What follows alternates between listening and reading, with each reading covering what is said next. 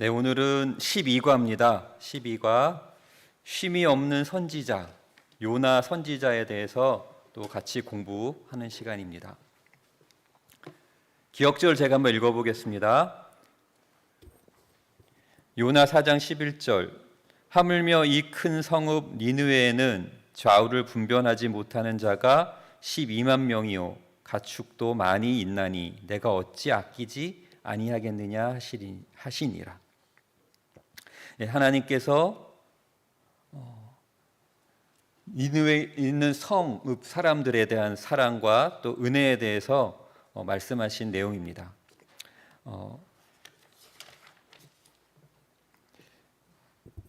1월 소지부터 한번 보겠습니다.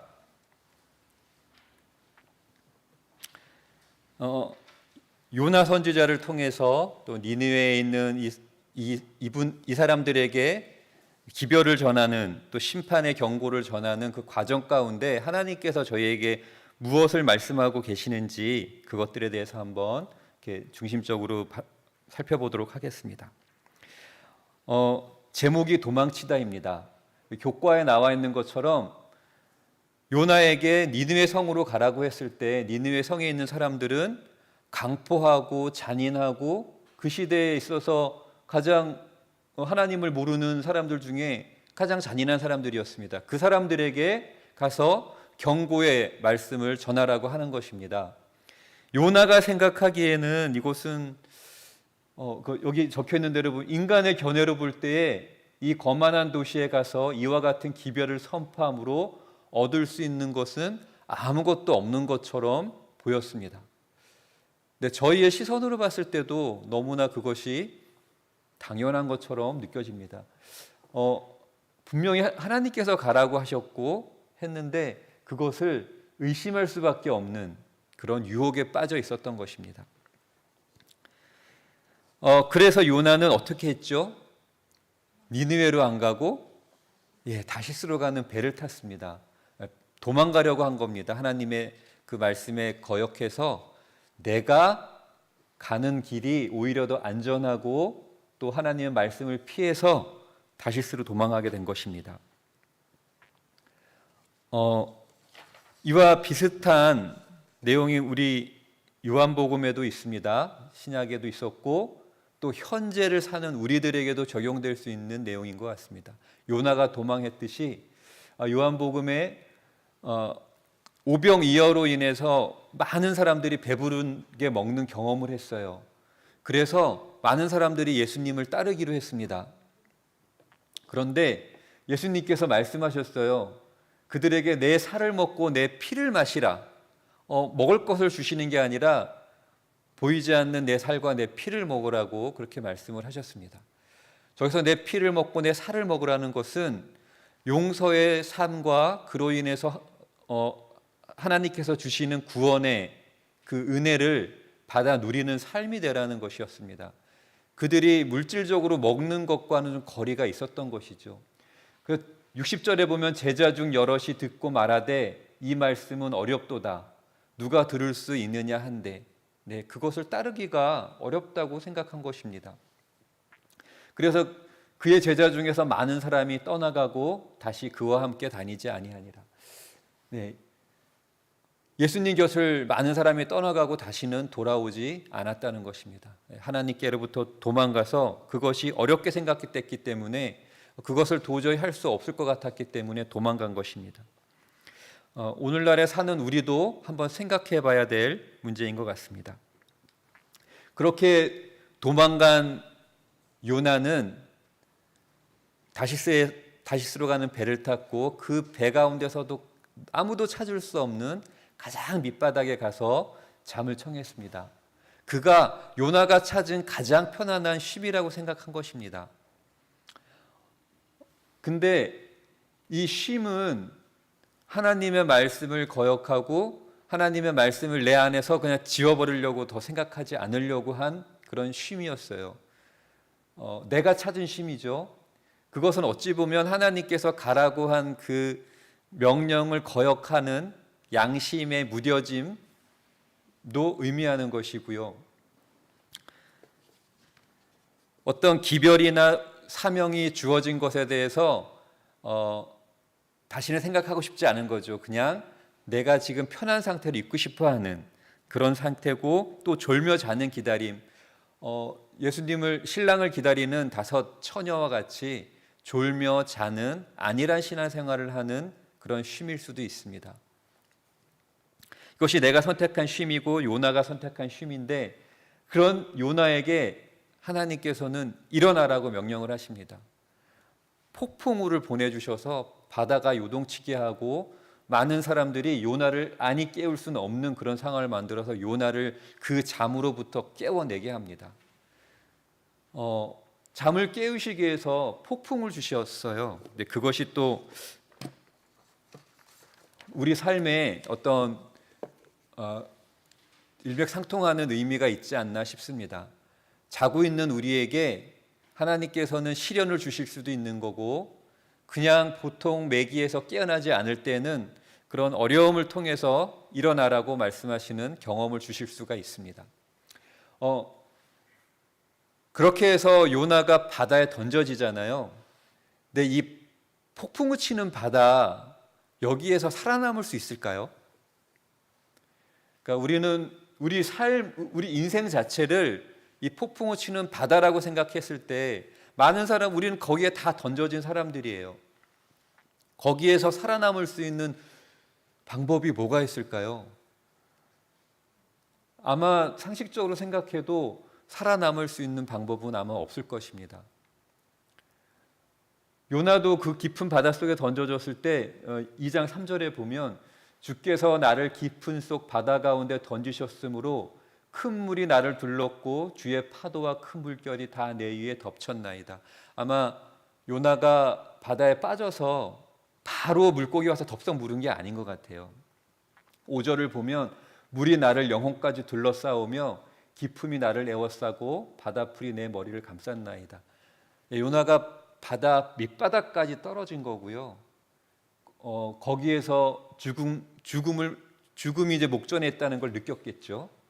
그런 깊음 가운데 있을 때 요나가 2장 4절에 보면, 내가 말하기를 주의 목전에서 쫓겨났을지라도 다시 주의 성전을 바라보겠나이다 라고 했습니다.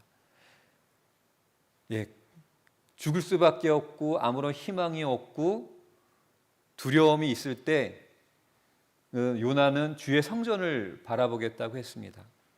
주의 성전이 의미하는 건 뭘까요? 하나님이 존재하고 계시는 곳이고, 또 하나님의 은혜가 베풀어지는 곳이고, 하나님의 구원이 이르러 오는 곳입니다. 그가 시선을 다시 하나님께로 돌린 겁니다. 즉 회개가 일어났던 것이죠. 하나님으로부터 등을 돌렸던 요나가 다시 하나님으로 시선을 돌린 회개의 경험이 있었던 것이고, 간절히 하나님을 찾게 된 것입니다. 7절을 보겠습니다. 내 영혼이 내 속에서 피곤할 때 내가 여호와를 생각하였더니 내 기도가 주께 이르렀사오며 주의 성전에 미쳤나이다. 그가 하나님을 바라보고 회개가 이루어지고 다시 찾았을 때 그가 다시 성전, 하나님을 만나는 경험을 하게 되었습니다. 그로 인해서 하나님께서 그에게 구원의 손길을 펴셨습니다. 그래서 물고기가 와서 요나를 삼킬 수 있었습니다. 그 망망대해에서 살 수 있는 방법은 정말 아무리 생각해도 없을 겁니다. 그것도 폭풍우 치는 바다에서요. 근데 정말 사람으로서는 생각할 수 없는 방법, 정말 하나님 아니면 생각해낼 수 없는 방법과 이적으로 물고기가, 그것도 아주 큰 물고기겠죠, 물고기가 요나를 삼켜서 그를 살리신 겁니다. 우리의 구원은 이렇게 사람으로서는 구원할 수 없습니다. 하나님의 방법 아니면, 하나님이 아니면 구원할 수가 없는 것입니다. 근데 요나가 뱃속에, 물고기 뱃속에 사흘간 있었다 그랬어요. 근데 이 사흘간 하면 떠오르는 게 또 뭐가 있지요? 예수님이 십자가에 돌아가시고 무덤에 사흘간 계셨어요. 물고기 뱃속에 하루만 있었어도 될 것이고, 아니면 길게면 나흘도 있을 수 있었을 거예요. 그런데 이 사흘이라는 시간을 주신 이유는 아마도 예수님의 그 무덤, 그 사흘을 기억하라고 아마 주신 게 아닌가 생각해 보았습니다. 왜냐하면 그 예수님의 그 십자가를 통해서 사흘간의 무덤이 있었기 때문에 우리 모두는 구원받을 수 있었고 부활할 수 있었습니다. 그것이 요나를 통해서 오늘날 우리에게 알려주시고자 하는 메시지고 교훈인 것 같습니다. 예수님 외에는 구원이 없는 것처럼 그 바닷속에서는 그 물고기 안 외에는 구원이 없었습니다. 그것을 기억하라는 의미인 것 같습니다. 네, 그렇게 해서 요나가 다시 회개의 경험을 하고 니느웨로 가기로 결심을 했습니다. 가서 하나님의 심판의 그 경고, 심판의 기별을 전했습니다. 아마 목숨을 걸고 그 기별을 전하지 않았을까 싶습니다. 그랬는데 어떤 일이 일어났어요? 정말 반전 같은, 누구도 예상하지 못했던 일이 일어났습니다. 니느웨의 그 당시에 가장 강대국의 가장 큰 도시에 가장 부유하고 더 남부러울 거 없는 그런 거민들이 왕으로부터 동물에게 이르기까지 베옷을 입고 제에 앉아서 회개를 한 것입니다. 회개라는 것이 뭐예요? 그냥 나의 도덕적인 잘못을 용서해 주세요가 아니잖아요. 잊었던 하나님을 외면한 사람들이, 하나님의 존재를 부인했던 사람들이 다시 하나님을 인정하고 하나님께 돌아서고, 그로 인해서 내가 과거에 저질렀던 정말 나쁜 일들을 슬퍼하는 것이 회개잖아요. 근데 이 니느웨 사람들이 그렇게 했다는 건 정말 놀라운 일입니다. 저것은 아마 마지막 시대에 늦은 비 성령이 아니고서는 가능하지 않은 그런 일과 같은 일들이 저기에서 일어난 것입니다. 오늘날에 만약에 이와 같은 심판의 기별이 나에게 전해지고, 또는 지금 이 세상에 하나님을 부인하고 하나님 없이도 잘 살 수 있다고 한 그 사람들에게 이 경고가 전해진다면 어떤 일이 일어날 수 있을까요? 지금 나에게 전해져서 과거에도 많이 들었던 얘기니까 그대로 있을 수도 있을 것입니다. 또 의외로 니느웨 사람들처럼 세상 사람들이 경고를 듣고 정말 회개의 경험과 하나님께 돌아올 수 있는 그런 일이 일어날 수도 있어요.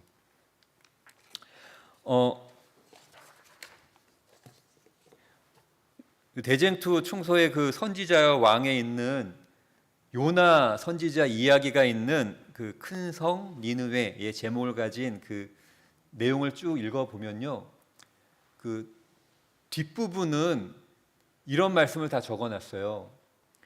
현 시대에 하나님께서 심판의 기별, 심판의 경고를 했을 당시 그 기별을 받을 이 현 시대에 대해서 많은 분량을 기록해 놨는데 그 중에 하나를 읽어보겠습니다. 이 현 시대를 얘기하는 거예요. 결정적인 악이 한결같이 증가하고 있는 까닭에 도시에 사는 주민들에게 거의 보편적인 범죄가 신속하고도 확실하게 증가되고 있다. 성행하는 부패는 필설로, 글로는 묘사할 수가 없다. 날마다 쟁투와 뇌물 사건과 사기극이 새로운 형태로 나타나고, 날마다 폭행과 불법과 인간의 고통에 대한 무관심과 인간의 생명을 잔인하고 흉악하게 멸하는 마음 아픈 사건이 나타나고 있다. 날마다 정신 이상과 살인과 자살 사건이 증가하고 있음을 보여준다. 요즘에 저희가 뉴스로 많이 보는 내용들 아닙니까? 정말 상상도 못했던 범죄와 살인 사건들이 이뤄지고 있고, 사기 사건과 뇌물 사건은 이제 외울 정도로 많이 나오고 있습니다. 현 시대 이렇게 니느웨가 강폭하고 잔인하고 악이 성행했던 것과 동일한, 아니 그보다 더한 현 시대를 나타내고 있습니다.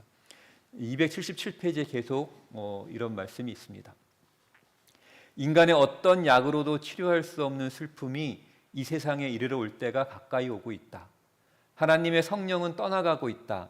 바다와 육지에서 재난이 꼬리를 물고 계속해서 일어나고 있다. 우리는 얼마나 자주 지진과 태풍의 소문과 화재와 홍수로 인한 인명과 재산의 큰 손실에 대한 소문을 듣고 있는가? 표면상으로는 이 재난들은 인간이 전혀 제어할 수 없고 혼란스럽고 무질서한 자연의 힘에 변덕스러운 돌발 사건인 것처럼 보이나 그 가운데서 하나님의 모든 목적을 읽을 수 있다. 그것들은 하나님께서 남녀들로 하여금 위험을 느끼도록 각성시키는 매개물이다. 네.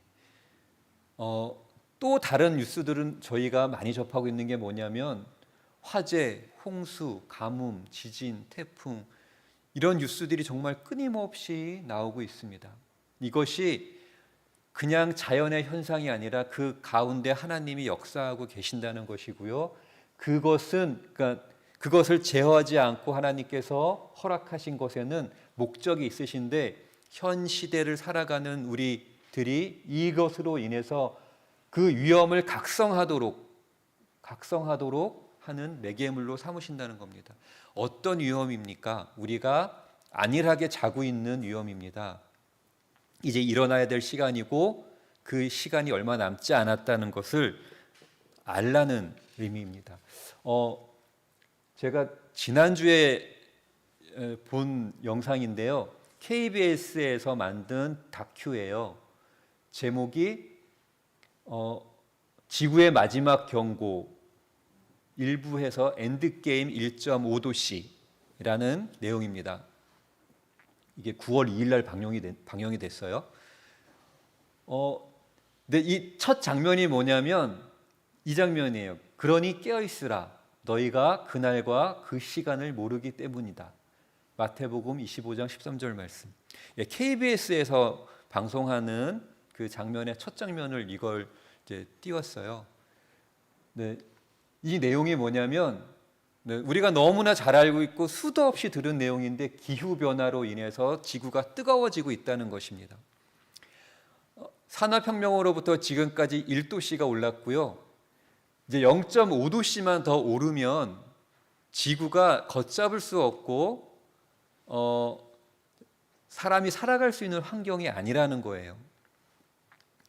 지금 수많은 화재, 가뭄, 홍수 뭐 이런 뉴스를 너무 많이 접하시잖아요. 제가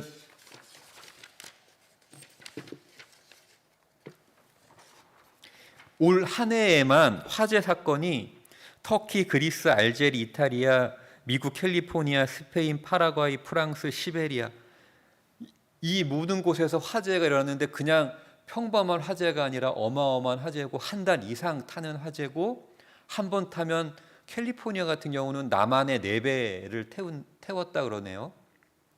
이게 평년 대비 2021년도만 평년 대비 8배가 증가했던 것이고 캘리포니아에서만 올해 5,500건의 화재 사건이 있었다고 합니다. 그뿐만 아니라 중국, 호주, 일본, 터키, 벨기에, 독일에서는 엄청난 홍수가 있었고요. 시베리아에서 막 40도가 넘어가는 그런 이상 기온, 그리고 어디죠? 제 생각이 안 나는데 따뜻한 곳인데 눈이 막 이만큼씩 쌓이는 그런 기상 이변들이 일어나고 있습니다. 이런 모든 이유는 뭐냐면 온실가스예요. 태양으로부터 어마어마한 양의 열이 지구로부터 전달이 되는데 그게 들어오고 적당량이 남고 적당량은 다시 반사돼서 나가야 되는데 그 온실가스로 인해서 저 위에 있는 것처럼 다 덮여 있는 거예요. 열이 들어왔다가 나갈 수가 없는 겁니다. 거기에 다 막혀서 지구 안에 계속 존재하고 있는 겁니다. 그러다 보니까 지구가 점점 뜨거워서 땅은 메말라가는 것이고요. 그러니까 불이 금방 쉽게 붙을 수가 없는 겁니다. 그래서 계속 이렇게 불타는 것입니다. 한 예로 이게 캘리포니아에 있는 호수 이름을 까먹었어요. 오빌드 호수인가 엄청난 호수였는데 원래 모습은 이 아래쪽에 있는 그림과 같이 이렇게 물이 가득 차 있는 아주 아름다운 유명한 관광지였습니다. 그런데 저 위에 있는 것처럼 그냥 바닥이 다 보이고 저 한참 더 올라가야 이제 산이 보이고 나무가 좀 보이는 그런 상황입니다. 이렇게 가뭄이 심하기 때문에 불이 붙을 수밖에 없습니다. 이런 모든 내용들을 쭉 얘기하면서 마지막에 IPCC라는 1,500명의 세계 과학자들이 모여서 기후변화에 관한 정부 간 협의체에 대한 6차 보고서를 8월 9일 날 발표했는데, 이 내용이 아까 말씀드린 것처럼 1.5도씨까지 올라가면 지금의 이 화재와 홍수와 가뭄 이런 것들이 이렇게 간격을 두고 벌어지는 게 아니고요, 동시다발적으로 벌어질 수가 있는 것입니다. 더 큰 문제가 뭐냐면 지금 온실가스다 보니까 적도에서 데워진 열이 이 남극과 북극의 차가운 공기와 이렇게 서로 돌면서 적정한 온도를 유지하고 이렇게 기류가 돌아야 되는데요, 온실가스로 전부 다 뜨거워지다 보니까 북극 남극의 물이 다 얼음이 다 녹아버리는 거예요. 이렇게 되다 보니까 물의 양이 더 증가하니까 더 기후는 이상해지는 것이고, 더 문제는 북극의 얼음이 녹아서 지금 불이 붙었는데 불이 꺼지지 않는데요. 왜냐하면 밑에 메탄가스가 계속 올라오는데 그 안에 묻혀있는 메탄가스가 어마어마한 양이랍니다. 근데 그게 얼음이 녹아서 밖으로 튀어나오면 저희가 알고 있는 이산화탄소의 배출량의 수십 배가 순간적으로 생기는 겁니다. 그러면 더 많은 온실가스가 생기겠죠. 그런 걸 감안 안 하더라도 2040년이 되면 모든 게 가장 좋은 상태로 유지가 돼도 2040년이 되면 1.5도가 된대요.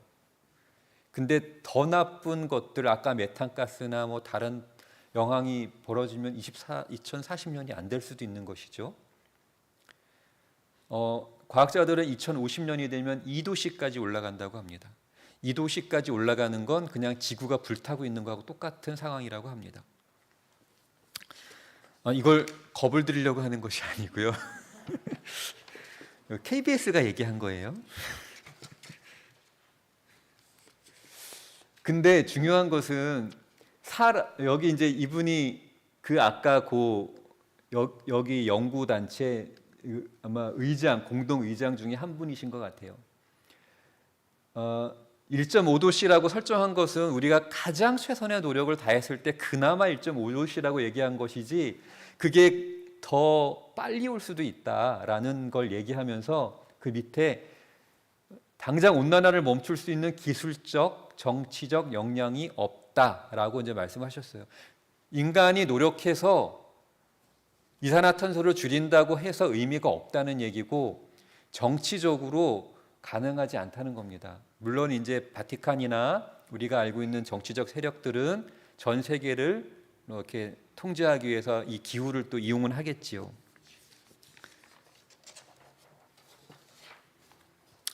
네, 하나님께서 이렇게 경고 또 큰 재림하시기 전에 이렇게 보여주시는 것 중에 하나입니다. 아까 뭐라 그랬습니까? 이런 것들이 우리를 이렇게 각성하도록 하기 위한 메시지라고 하셨기 때문에 우리가 이제 자고 있다면 그 잠에서 깨어나야 될 이제 시간이라는 것을 의미하는 것 같습니다. 네, 이런 모든 과정들은 금방 말씀드린 것처럼 겁을 주기 하거나 너희가 막 그런 내용이 아니라, 하나님의 그 깊은 뜻은 사람이 만일 온 천하를 얻고도 제 목숨을 잃으면 무엇이 유익하리요? 사람이 무엇을 주고 제 목숨을 바꾸겠느냐? 저거거든요. 니느웨로 보냈던 것도 그들의 목숨을 살리기 위한 것이고, 잠자고 있는 요나를 깨워서 그 폭풍우 치는 바닷속에 그냥 던져 넣으신 것도 요나를 살리기 위한 것입니다. 요나를 살려야 니느웨를 또 살릴 수 있기 때문에 그렇게 하시는 겁니다. 이렇게 이 가뭄이 오고 화재가 일어나는 것도 너희가 일어나서 너희 목숨을 살리라는 그 의미이신 것이지요. 네, 수요일 서지 보면 그렇게 요나가 저 집사람이 오래 하면 안 된다 그래갖고 빨리 해야지 은혜가 있다고 합니다. 갑자기 시간을 보고 당황이 돼갖고요, 제가. 요나가 이제 기별을 전했습니다. 전하고 나서 그들이 심판을 받아야 되는데 회개를 하는 모습을 보고 하나님께 뭐라고 따졌습니까? 차라리 죽는 게 낫겠다고. 그건 뭐냐면 내 평판이 뭐가 되냐 이겁니다.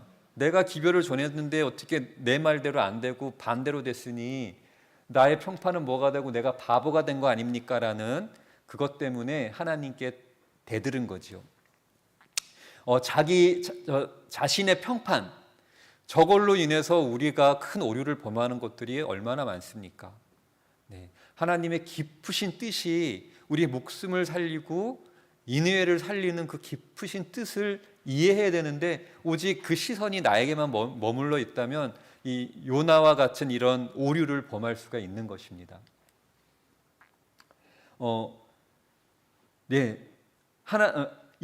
이렇게 니느웨를 살리려고 하시는 하나님의 그 계획들, 그 세심함, 무엇까지도 가축도 많이 있다는, 하나님을 알지 못했던 그들을 살리시고 그 가축까지 살리시려고 하는 이 하나님의 사랑은 하나님을 믿는 사람뿐만 아니라 이들도 이렇게 사랑하는데 하나님을 믿는 사람들을 얼마나 더 사랑하시겠으며 이 지구상에 사랑하지 않는 사람이 어디 있겠습니까? 그런 하나님으로부터 모든 사람의 마음과 생각과 동기를 최종적으로 심판받는다는 것은 얼마나 안도되고 편안하고 그거 자체로도 쉼 안에 있는 것 아닌가 싶습니다. 그런 분에게 내가 심판받는다는 것, 그렇기 때문에 심판은 결코 두려운 것이 아니라는 것이지요. 이런 하나님은 우리 모두를 위한 계획을 세우셨는데 이 교과에서는 유다서 1장 20절로 23절의 말씀을 이렇게 딱 제시하고 있으세요. 한번 읽어보겠습니다. 사랑하는 자들아, 너희는 너희의 지극히 거룩한 믿음 위에 자신을 세우며 성령으로 기도하며 하나님의 사랑 안에서 자신을 지키며 영생에 이르도록 우리 주 예수 그리스도의 긍휼을 기다리라. 어떤 의심하는 자들을 긍휼히 여기라. 또 어떤 자를 불에서 끌어내어 구원하라. 또 어떤 자를 그 육체로 더럽혀진 옷까지 미워하되 두려움으로 긍휼히 여기라. 네. 어떤 의심하는 자들을 긍휼히 여기라. 하나님을 믿는다고 나를 조롱했던 자들일 수도 있는 것이고요. 하나님이 없다고 얘기했던, 하나님을 의심했던 세상의 수많은 사람들인데 그들을 긍휼히 여기라는 것입니다. 불쌍히 여기라는 것이고요. 그들을 이제 불 가운데서 죽을 수밖에 없는데 구원해 내라는 것입니다. 끌어내라는 것입니다. 요나에게 주어졌던 그 명령과 사명이 오늘날 우리에게도 똑같이 주어진 것입니다.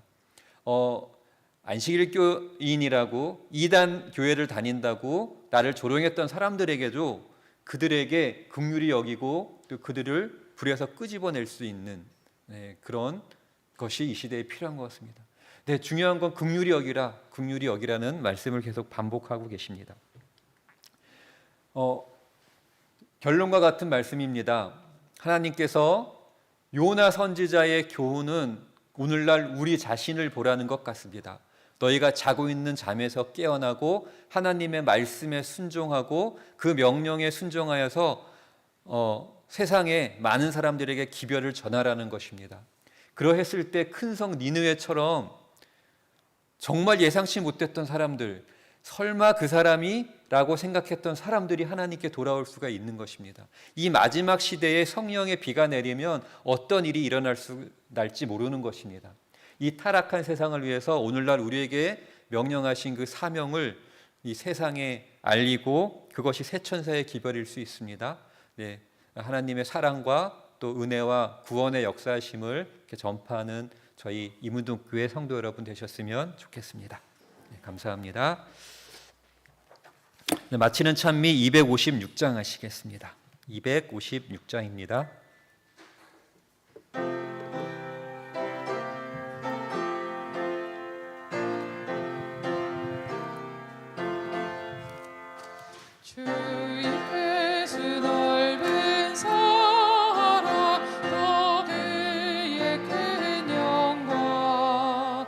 다 널리 전파하리 내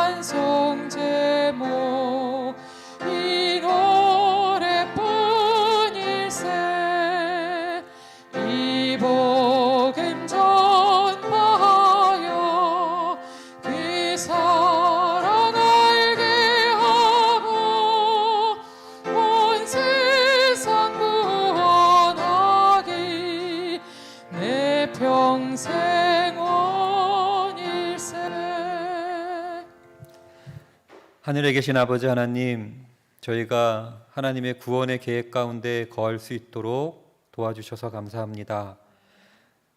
저희가 비록 경제적으로 어렵고 또 육체적으로 약하지만 하나님께서 주신 사명, 하나님의 말씀을 세상에 전하는 일에 게을리하지 않을 수 있도록 도와주시옵소서. 또한 이 추석 기간 동안에 고향을 다녀오는 우리 이문동교회 성도 여러분이 안전하게 다녀올 수 있도록 그 길 함께하여 주시옵소서. 이 안식일에 하나님께서 주시는 복을 충분히 누리는 그런 아름다운 안식을 될 수 있도록 함께해 주시기를 예수님의 이름으로 기도합니다. 아멘.